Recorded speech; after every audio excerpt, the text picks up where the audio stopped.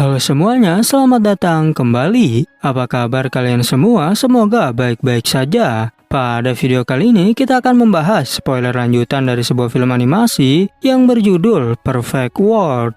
Baiklah, daripada kalian semua penasaran, mari kita mulai saja pembahasan spoiler lanjutan untuk episode kali ini. Tanpa berbasa-basi lagi, langsung saja kita mulai videonya.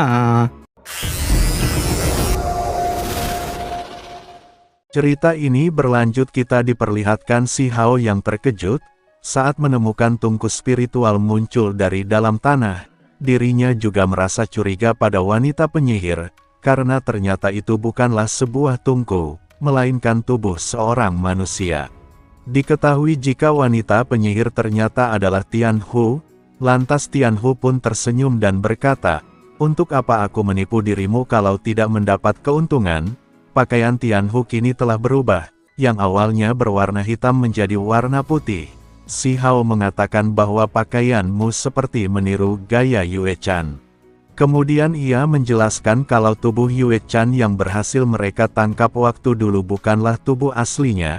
Mendengar penjelasan darinya, Tianhu bilang, "Mungkin kau telah melakukan banyak hal dengan Yue Chan, sambil bersenang-senang menyaksikan penderitaan para musuhmu." Namun si Hao memberitahu bahwa aku sebenarnya tertarik pada dirimu, tapi Tianhu menjawab agar sebaiknya kau tidak mendekatiku.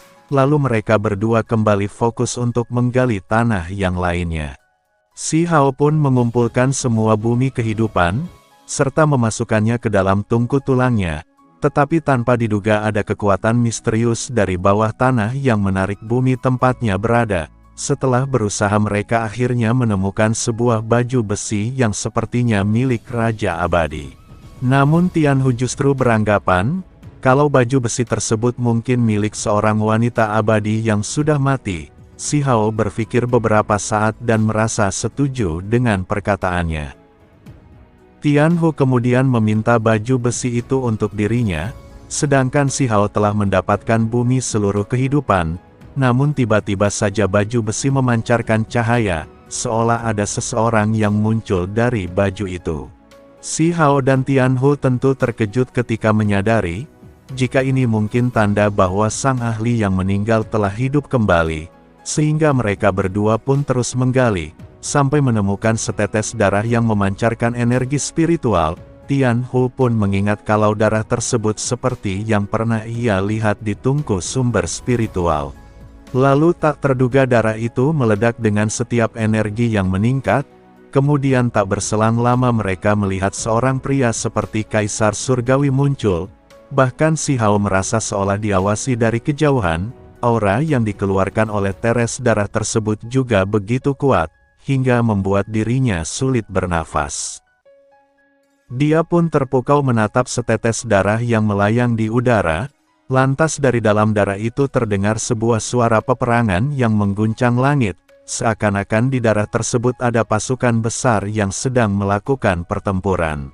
Lalu secara tiba-tiba muncul seorang pria dengan tungku energi yang luar biasa di atas kepalanya.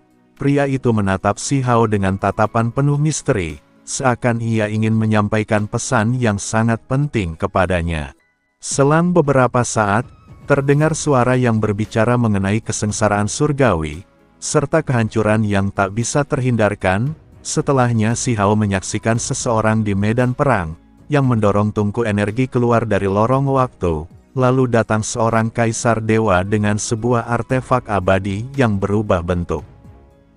Di dekatnya ada juga pria mirip seperti Cao Yu Seng yang sedang membantunya bertarung. Adegan di dalam sana begitu kacau dan sangat mencekam, sebab dewa serta iblis bertempur hebat menyebabkan pertumpahan darah. Beberapa waktu berlalu, akhirnya hanya tersisa tungku energi spiritual, tapi di bawah tungku itu ada Kaisar Surgawi yang mengabaikan 9 langit dan bumi ke-10. Kaisar Surgawi memiliki aura tak tertandingi, yang membuat para dewa serta iblis bersujud padanya. Karena penasaran, si Hao bertanya pada sang Kaisar Surgawi, "Apakah ada hal yang ingin kau sampaikan padaku?" Karena dirinya merasa ada sesuatu yang penting, tapi sulit diungkapkan oleh Kaisar Surgawi. Sedangkan Tianhu hanya bisa melihat kejadian ini dari kejauhan. sebab ia tak bisa mendekat karena gelombang energi yang terlalu kuat. Tetapi dirinya heran mengapa Si Hao tidak terpengaruh sedikitpun dengan aura kekuatan tersebut. Kemudian suara dari pertarungan perang pun telah menghilang, bahkan pemandangan dari adegan pertempuran itu juga perlahan memudar. Sekarang Tungku dan Kaisar Surgawi itu berubah menjadi seberkas cahaya, dan hanya menyisakan tetesan darah tadi. Ternyata setetes darah tersebut telah memperlihatkan kisah dari masa lalu. Si Hao pun mencoba untuk menyentuh tetesan darah itu. Tapi tangannya malah melewati kekosongan. Tianhu menyuruhnya agar mengumpulkannya dengan bumi semua kehidupan. Lantas Si Hao langsung mengeluarkan tungku tulang miliknya, sehingga darah tersebut masuk ke dalamnya. Tetapi mereka berdua menyadari jika hal ini sangatlah aneh. Lalu Si Hao kembali menyimpan tungku miliknya. Dirinya yakin kalau suatu saat nanti dia pasti akan memahami makna dari semua yang terjadi. Si Hao dan Tianhu bergegas pergi dari sana, dan menuju dunia kecil tempat pohon Dewa Surgawi berada. Dia menjelaskan bahwa pohon ini telah berakar di dalam bumi kehidupan. Tianhu yang mendengarnya merasa sangat dirugikan. Sehingga Tianhu meminta agar Si Hao mau memberikan setengah bumi kehidupan padanya. Namun Si Hao bilang jika mungkin nanti kau akan menjadi pelayanku. Dan saat mereka tiba di dunia normal, mereka merasakan gempa besar yang mengguncang. Ternyata Master Sekte dari dunia luar sebentar lagi akan memasuki alam Immortal Ancient. Tak hanya itu saja, di sana juga terlihat para tamu misterius dari alam yang lebih tinggi. Berhasil membuat para dewa surgawi mundur. Menyaksikan hal tersebut Si Hao mempersiapkan diri untuk menghadapi bahaya yang mungkin terjadi.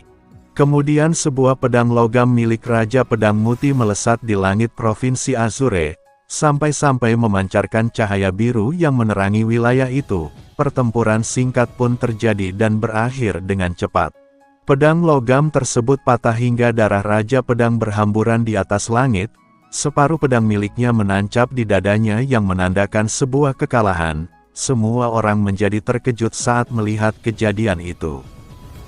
Karena para pengunjung asing yang datang sepertinya terlalu kuat untuk dihadapi, mereka juga telah menantang dan mengalahkan Dewa Surgawi di ratusan provinsi, tanpa ada yang bisa bertahan lebih dari 19 gerakan. Para pengunjung asing terlihat sombong. Ia juga meremehkan kekuatan Dewa Surgawi dari 3.000 provinsi. Salah satu dari mereka yang bernama Lin Tian berkata, kalau pertarungan ini sangat membosankan. Bahkan Lin Tian mengejek para dewa dengan mengatakan, bahwa tidak ada satupun dari Dewa Surgawi yang dapat menandingiku. Sikap dari pengunjung asing tersebut membuat para Dewa Surgawi merasa terhina, sehingga mereka berharap ada sosok seperti Ye Gongzi, yang merupakan seorang jenius legendaris dari klan Ye datang, dan menghentikan kesombongan para pengunjung asing. Pengunjung asing mengatakan, jika Sekte 3.000 provinsi sebenarnya merupakan bagian dari 9 surga 10 bumi, mereka juga memberitahu bahwa langit serta bumi yang sempurna hancur, akibat pertempuran di era agung kuno abadi, dan perpecahannya membentuk 9 surga 10 bumi. Jadi 3.000 provinsi hanyalah salah satu dari 10 bumi tersebut. Informasi dari pengunjung asing membuat para dewa surgawi tersadar tentang betapa kecilnya dunia mereka. Jadi tujuan para pengunjung asing adalah mengevaluasi kekuatan 3.000 provinsi. Mereka juga mengingatkan kalau bencana besar sebentar lagi akan terjadi, dan perbatasan yang dijaga oleh 3.000 provinsi mungkin bisa menjadi titik awal kehancuran kalian. Para pengunjung berniat memilih jenius terbaik dari 9 surga 10 bumi, untuk dilatih di Akademi Dewi ataupun Akademi Suci. Dewa Surgawi 3.000 provinsi menyadari, mereka harus bersiap menghadapi tantangan yang lebih besar dari sebelumnya, dan jika mereka tidak bersiap maka Sekte 3.000 provinsi pasti akan hancur. Di tempat lain kedatangan Si Hao dan Tianhu menarik perhatian setiap makhluk yang ada di sana. Bahkan ada juga yang menunjukkan ekspresi ketakutan. Tianhu bertanya mengapa mereka semua sangat takut padamu.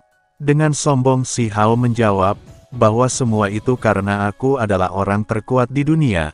Tetapi Tianhu bilang, diriku pernah mendengar kalau sebenarnya mereka menyebutmu sebagai Raja Iblis. Namun saat Si Hao menegur beberapa kera kuno emas, yang membuat mereka semua segera melarikan diri, sehingga membuat Tianhu tersadar, kalau Si Hao telah membangun reputasi menakutkan di Immortal Ancient, terutama setelah membantai 7 dewa surgawi yang menyerang dirinya. Kemudian Tianhu memanggil beberapa orang yang ia kenal, mereka semua pun terkejut saat melihat dirinya bersama dengan Si Hao. Mereka mulai berbisik mengatakan, bahwa Si Hao dikenal sebagai pemakan daging dewa. Sehingga mereka khawatir kalau Si Hao juga akan memakan mereka, sementara Si Hao yang mendengar bisikan itu langsung mengancam mereka semua. Tianhu akhirnya memahami betapa menakutkannya Si Hao di mata orang-orang. Lalu dia bertanya, apakah kau akan memberiku hadiah dari hasil buruanmu? Si Hao menjawab, aku akan mengadakan pesta besar dengan memakan daging dewa surgawi. Lantas mereka berdua melanjutkan perjalanan menuju ke Pulau Jiwa. Setibanya di sana Si Hao mengundang teman-temannya untuk berdiskusi. Dia juga bertemu para master sekte, dan membahas tentang rencananya yang ingin kembali melewati kesengsaraan petir. Semua itu Si Hao lakukan untuk membantu para ahli Immortal Ancient, agar bisa menghilangkan kutukan mereka. Beberapa hari kemudian Si Hao pun kembali menghadapi kesengsaraan petir, tapi kali ini tidak ada kolam petir maupun cairan kesengsaraan petir yang diperoleh. Meski kecewa, para master tetap akan mendukung Si Hao di masa depan. Tak berselang lama, kabar tentang Ning Chuan yang juga sedang melewati kesengsaraan petir menyebar. Lantas Si Hao berniat untuk menyerang Ning Chuan, dan merebut cairan kesengsaraan miliknya. Si Hao pun segera memimpin perjalanan ke lokasi Ning Chuan berada, sehingga pertempuran sengit terjadi di antara keduanya, tetapi Si Hao berhasil mengambil sebagian kesengsaraan petir milik Ning Chuan. Tentu saja Ning Chuan menjadi sangat marah, sehingga pertarungan ganas di antara mereka berdua masih terus berlanjut. Bahkan mereka bertarung di tengah-tengah kesengsaraan petir. Jadi mereka tidak hanya melawan makhluk-makhluk petir, tapi juga saling menyerang dengan kejam satu sama lain. Pertempuran semakin memuncak di sekitar kolam petir, yang mana kekuatan alam semesta dan waktu saling bertabrakan. Si Hao menggunakan tinju reinkarnasi, yang menghancurkan masa lalu sekarang serta masa mendatang. Sementara Ning Chuan membalasnya dengan diagram surgawi. Ini merupakan teknik warisan makhluk tertinggi yang menciptakan ilusi alam semesta. Namun Si Hao tidak merasa takut sedikit pun.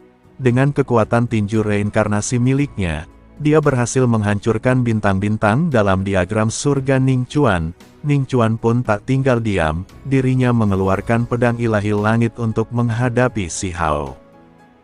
Serangan balik dari Ning Chuan berhasil melukai bahu Si Hao, tetapi ia dapat menyembuhkan lukanya dengan sangat cepat, sedangkan Si Hao mencuri waktu Ning Chuan, sehingga membuatnya perlahan menua.